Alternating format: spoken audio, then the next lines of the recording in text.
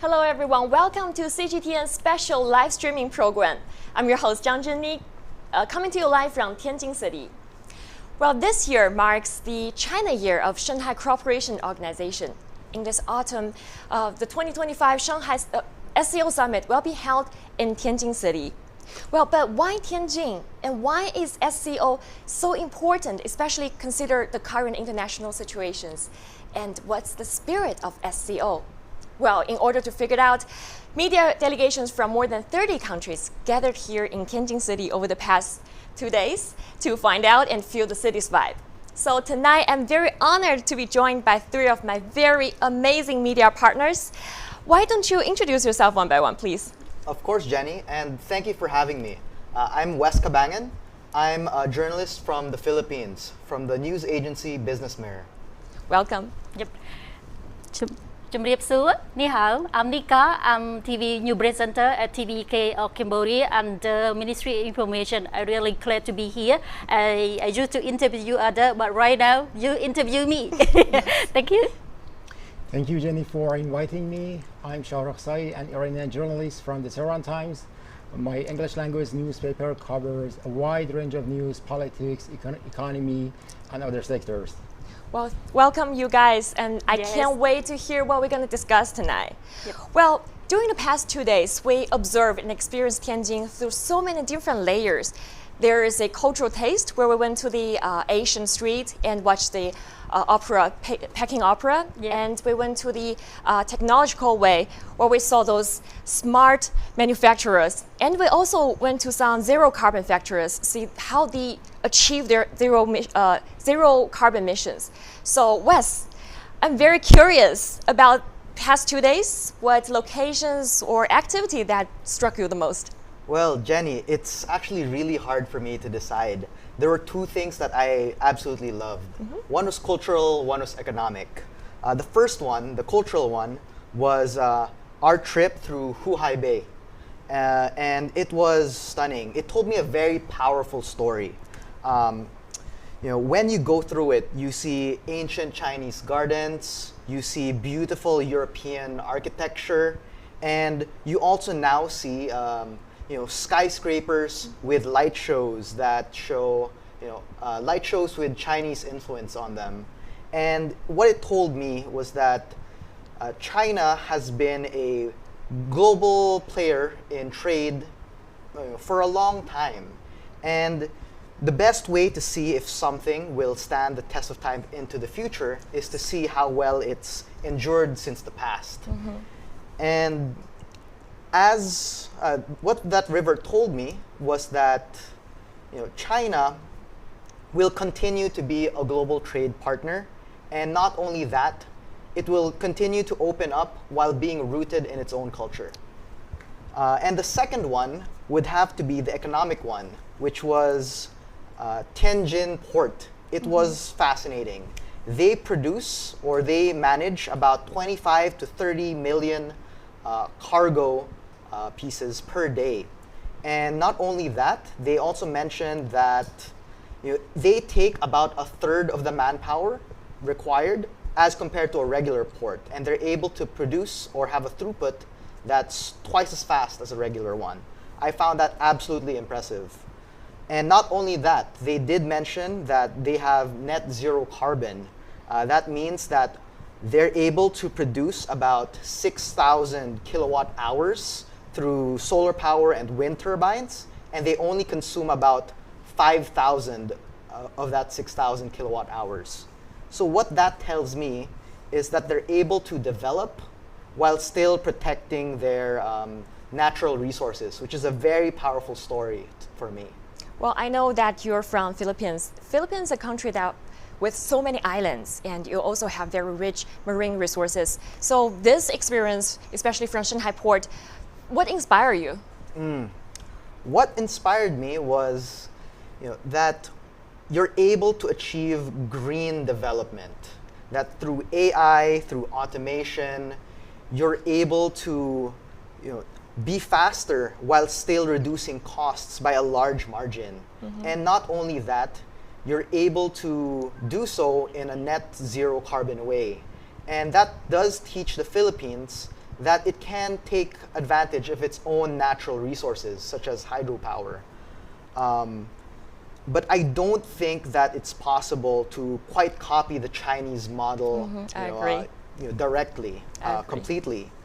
What I do believe, though, is that with the right partnerships and the right tech transfers, that we could possibly leapfrog the existing infrastructure to be much more advanced and much more, capable of international trade. And I do believe that's in line with China's dual circulation policy of strengthening global industry to also help increase the appetite for Chinese manufactured goods. That's very well said, and we'll get back to you pretty soon.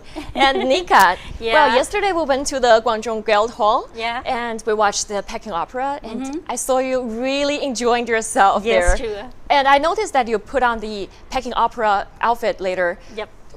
What attracted you the most? Yeah, before I answer your question, I would like to say thank you to CGTN that gave us the opportunity to visit the cultural street, and we have the site visit today. Yeah, 2 days ago, very interested for me. But I would like to express my feeling. The first day to cultural street, yes, very amazing and very nice, interested there. So when we get down to saw the performance, yeah, about the opera. Very awesome, yeah, because I used to saw it at the TV when I was young. I never saw it in the real my eye, but right now I can see it.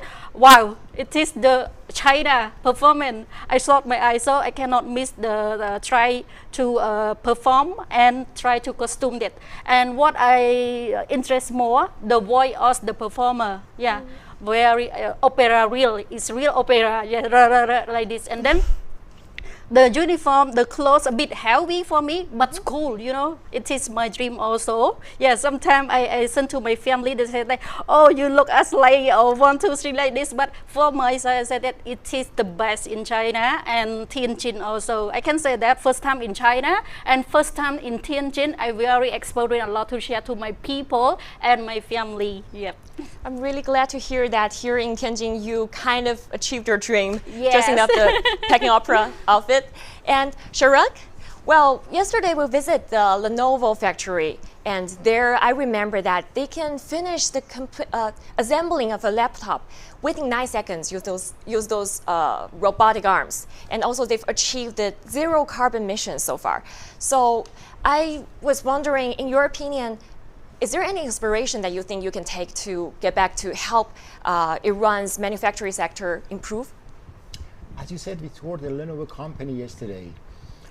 It's a bit difficult to put into words the magic of Lenovo in a short period of time. But let me tell you that in my country, Iran, Lenovo is among the most popular brands. Almost a lot of my friends and a lot of my colleagues use Lenovo. I remember I bought a Lenovo laptop 17 years ago. I still have it. I'm still using it. This is because Lenovo laptops or other brands are affordable, accessible, and durable.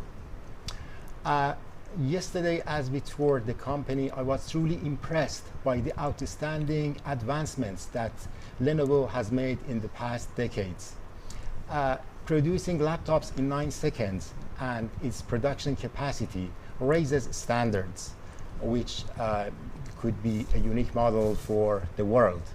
And as you told you, many people in Iran use Lenovo. What was incredible to me yesterday was the introduction of hybrid AI. Hybrid AI is the integration of personal AI, enterprise AI, and public AI. So my country can regard this sort of AI as a model to use it in the production sector and promote the efficiency of the manufacturing department.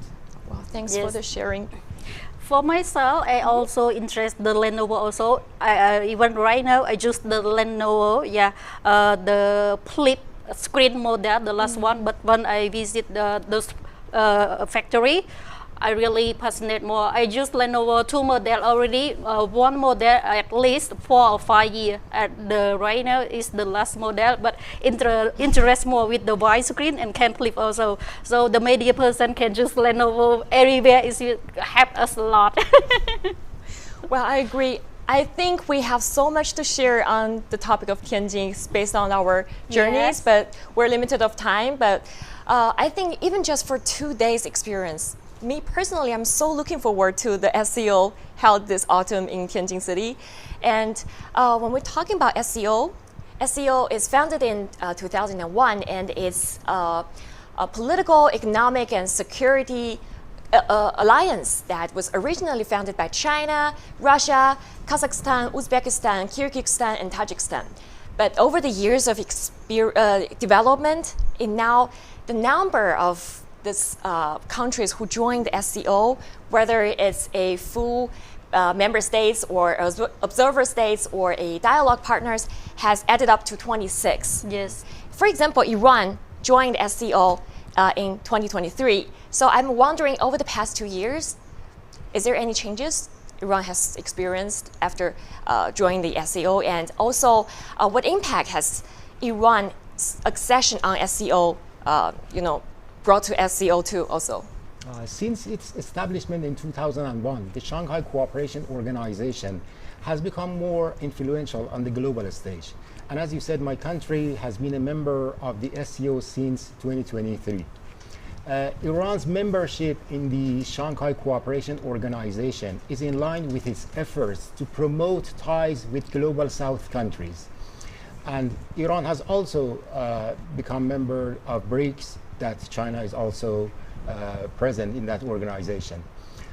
Over the past 2 years, Iran's membership in the SCO has helped the country boost its economy and promote its efficiency in all sectors. And also, over the past 2 years, Iran has been able to make progress in GDP, which is very important to my country. I remember last month, the Secretary General of the Shanghai Cooperation Organization traveled to Iran to participate in a forum in Tehran. In an exclusive interview with the Tehran Times, the SCO Secretary General praised Iran's substantial contributions to SCO's capacity to strengthen peace, stability, and security in the Eurasia region. As you know, Iran's geographical position can provide the SCO with an opportunity to press ahead with its plans. One of the major plans of the SCO is to prevent conflicts by prioritizing cooperation over confrontation. SCO has been able to press ahead with its policies, win-win cooperation, and advance multilateralism. And Iran's key role in this regard can help the organization further make progress day by day. Well, thank you for the sharing, and I really love what you said, conversation over confrontation. Yes. And over the past 24 years, as more and more countries are joining SCO, SCO now is the world's largest regional cooperation organization by area and by population. We're talking about 3.6 billion people. That's basically half of the world's population.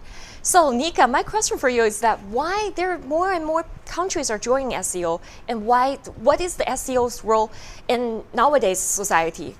Yeah, thank you, Tin. Actually, I can say that SEO in Cambodia for Cambodian people, Cambodian government, very important and also. Even right now, we are not fully the membership almost, but we are going to do that. And I had known that SEO very important for developing country and improving country also. And we can say that SEO can help us a lot right now, even last past 10 years, yeah, because as you said that the increased economics already, and SCO have the mission, yeah, it's mean that the developing country have the building construction and have to improving or people living or livelihood as well. So at here I can say that if we are ready to join SCO, yes, very good. And to this year SCO will host by China in Tianjin. Yep. I really interested what I was landed here. I don't believe that Tianjin is the one city of China that very modernization and cultural very rich also. So I hope that I can be here, yeah, for the November of 2025 for SCO summit could be, yeah, because we have opportunity to catch a lot of the leader from our country, the member of the 26 member, right? So it is a good opportunity and can say that, okay, we are the journalists ready to promote SCO and to promote everything about SCO. Yep. Well, I'm really looking forward to seeing you again this autumn here in Tianjin. And you know, last time China held this SCO was 7 years ago in Qingdao, and now Tianjin has the honor. So I want to know, in your opinion, what kind of impact or significance that holding such a huge international event can cause to a city? Well, Tianjin is one of the largest port cities in China, and how do I say this? It is an opportunity that we've had in the past few days to view such a wonderful city, and it is an opportunity for all the members within the SCO to see all the ports, all the industry that's going on in this city. And one of my favorite sayings now is, when fortune comes, don't build higher walls, build longer tables. And with the massive growth that China has been experiencing, now is that time to invite all these delegates from around the globe onto the table so that they can have a good discussion about how we can all help each other, what we can learn, and finally create win-win deals, partnerships that really create value for everyone involved. That's very well said. Especially, I love the one you said, don't break tall wall, but bring a long table. That's very well. And Sharuk, I think looking back, SCO has achieved so many fruitful results in whether cultural or political or economic or security, etc. So in your opinion, how can those countries better cooperation in the future? The SCO has achieved fruitful results because its policies are based on win-win cooperation, mutual trust, and mutual benefit. Members of the Shanghai Cooperation Organization can raise their voices in international organizations and support multilateralism and express their objection to unilateralism. This is one of the ways that can help this key organization to further advance its plans. I remember it was in late March that I attended the Boa Forum for Asia 2025 annual conference in Hainan. That conference grabbed global attention, and all the guests and experts who were there expressed support for multilateralism, which is a policy that China is also supporting. So the Shanghai Cooperation Organization, like that conference in Boa, can also be a platform for advancing multilateralism and the policies that can benefit all people and all nations in the world. Okay, thank you. And Nika, I know so far you've been in China for more than a month. If you look back to your overall experience in China, do you think, is there any Chinese approaches that can benefit the countries that involved in SCO? Yeah, for myself, just my opinion, I can say that if China right now, the host country for SCO, submit for the November 2025 already. So from here, I can say that China very ready for that, and I hope all the country, especially my government, my people can understand for that and be pushed more to be a member for SCO, because I observe that we have a lot of beneficiary together together and improving together. One more thing, I can say that SCO can help our country a lot. Why? Because right now, as you see that in the global world, we have the tariff from American, yes, for example. Yeah, we have the very tense conflict by everywhere. So we are the people, we are so hurt from that. So SCO could be the one way that we can be together and improve together. Yes. I couldn't agree with you more.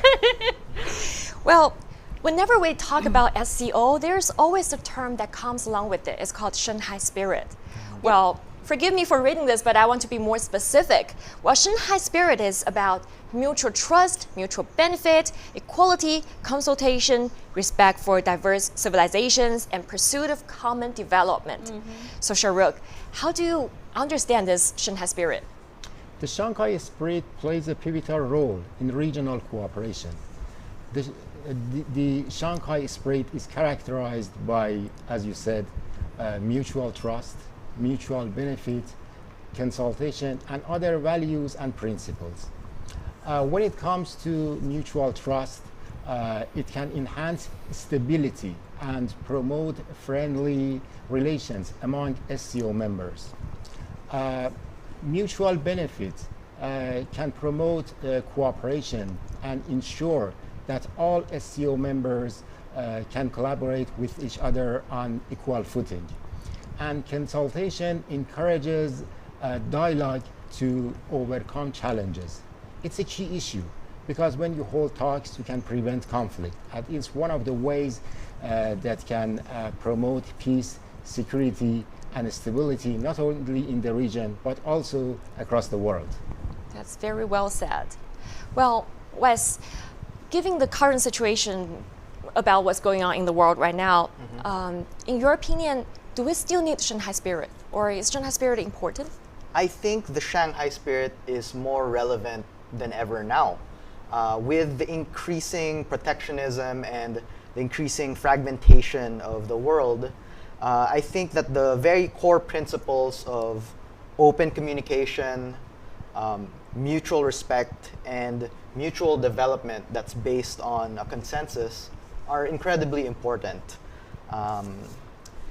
It's a valuable story to teach the world that we can grow the pie, that this is not a zero-sum game, and that if we have these difficult conversations, because finding a solution for everyone that works is never easy, but when you're able to do so and have these conversations, then that's really the only way that we can develop inclusively and peacefully. That's very well point. Well, now let's talk about something light and excitement. Let's talk about tomorrow. Okay. Well, tomorrow we've got a lot of arrangements. We're gonna visit some, we're gonna watch some Chinese martial art. We're gonna experience the paper cutting and we're gonna visit the Luban workshop. So, Wes, about tomorrow, what's you're most looking forward to? I'm excited for both the AI workshop and the Luban school, but I'm more excited about the Luban school in particular. We are reaching this age where there's so much automation, there's so much reliance on AI that it presents this need that the workforce also needs to upscale. And we cannot just leave these people behind. And the Luban workshop has provided that opportunity. And it's not just an opportunity for people to be able to participate in the labor market. It's about giving them more humane opportunities, more humane jobs, and more fulfilling roles in society. And what I find really interesting about the Luban workshop, from what I've read, is it's a great coming together of industry, technology, and education to really help prepare people and this country for the future. Yeah, I agree. And Nika, so regarding to the upcoming SCO, which aspect or topics that you care about the most? Yes. Actually, for myself, I can say that if I can propose the topic for SCO, yeah, we are the journalists. I could be talk about the peace and development because we are from developing country. Sometimes, you know, our government we have our slogan: if without live without peace, how can we develop ourselves, right? So peace very important for us to living and to attractive the tourism, to developing everything. So my topic at here, I would like to suggest peace and development from one part of SCO summit. Yep. Okay, and Sharak, similar questions. If you can initiate, if you can propose initiation, regarding to this journey, what would that be? I can say a lot about that, but I try to summarize it. Yeah, please. Addressing the second summit of the Central Asia-China Summit, Chinese President Xi Jinping called for establishing a community with a shared future between Central Asian countries and China. If you remember, back in April, President Xi called for and put emphasis on establishing a community with a shared future with mankind and even with China's neighbors. Presently, the vision that has been proposed by the Chinese president has become a successful model of governance in the world. So I believe in the SCO summit, the leaders and officials who will attend this important event should place the vision on the agenda and try to further promote it and follow the model that China is implementing these days. I also would like to refer to the Belt and Road Initiative. As you know, since its launch in 2013, some 150 countries have been involved in the BRI. And the BRI has played a key role in promoting the economy of countries that have been involved. A few days ago, official data by China showed that from January to May 2025, trade between Central Asian countries and China has reached record high. That is because of the development of the Belt and Road Initiative. My country, Iran, is also involved in the BRI, and my president is expected to attend the SCO summit. So I would like to ask the leaders to spare no effort to propose plans to further expand the BRI. The expansion of BRI and the Chinese vision for shared future are essential, and they can not only help members of the SCO, but also all countries around the world. Oh, that's very touched and very well said.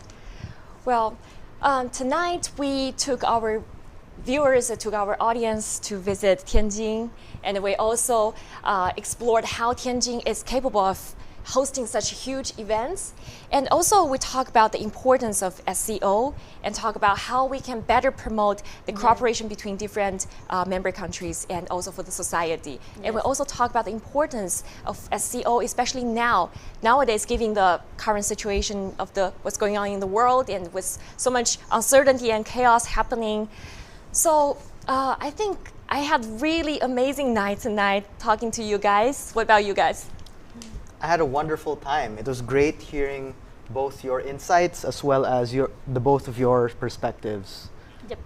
For me, yeah, besides CGTN, guide us to visit many places in Tianjin, and they have give us opportunity to internship at CGTN headquarters at Beijing today, even a very short day, but very meaningful for me because we can share each other about the work experience, work sharing, and workflow also. I learned a lot from news gathering department that I had intern, and our friend mostly more than 100 people from other country. They are happy to join here, and right now we at Tianjin together. We can see everything, and I hope that this program still running for our young teenager journalists to come back again, or we come back again to get more experience, and we can spread more about modernization from China, especially from Tianjin.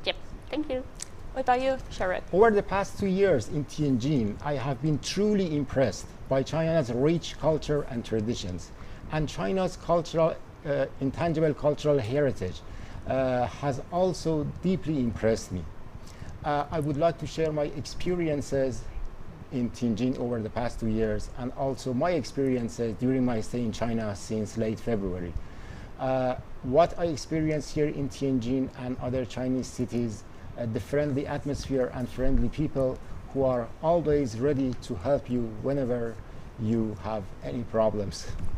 I think China always welcomed everyone to visit here to actually feel the authentic, the real, the beautiful China by Yes. yourself. Well, I definitely enjoyed tonight talking with you guys, and I hope our audience enjoying this show as much as I did. Well, I think that's all for our show tonight. I will see you next time. Bye-bye. Thank you. Bye-bye. Thank you.